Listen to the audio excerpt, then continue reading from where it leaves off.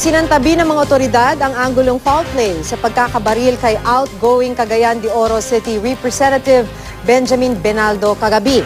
Mas maayos na rin ang kalagayan ng kongresista ngayon.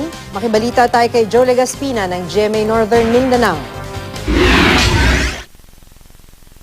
Sa mga litratong inilabas ng Quezon City Police District, makikita ang mga bakas ng dugo ni outgoing Cagayan de Oro Representative Benjamin Benaldo sa loob ng kanyang opisina sa Batasan, Pambansa.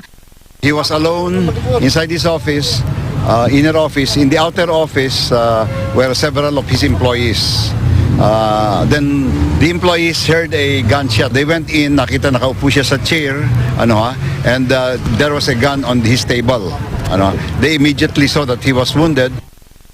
Makikita rin sa mga larawan ang basyo ng bala at ang baril na ginamit umano sa insidente. Nakarehistro ang baril sa kongresista. Sa ngayon, isinantabi na ng pulisya ang anggulong foul play dahil mag-isa lang daw ang kongresista nang mangyari ang pamamaril. Gayunman, hindi naman daw nila masasabi kung nagtangka nga bang magpakamatay ang mambabatas.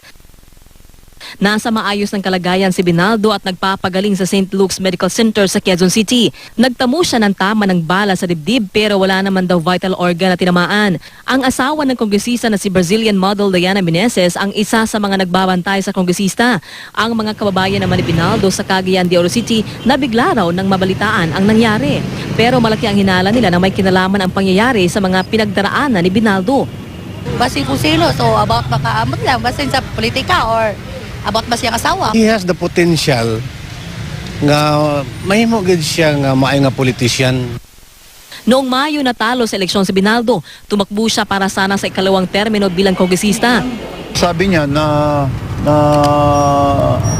after his loss in the recent election, he's sometimes unhappy.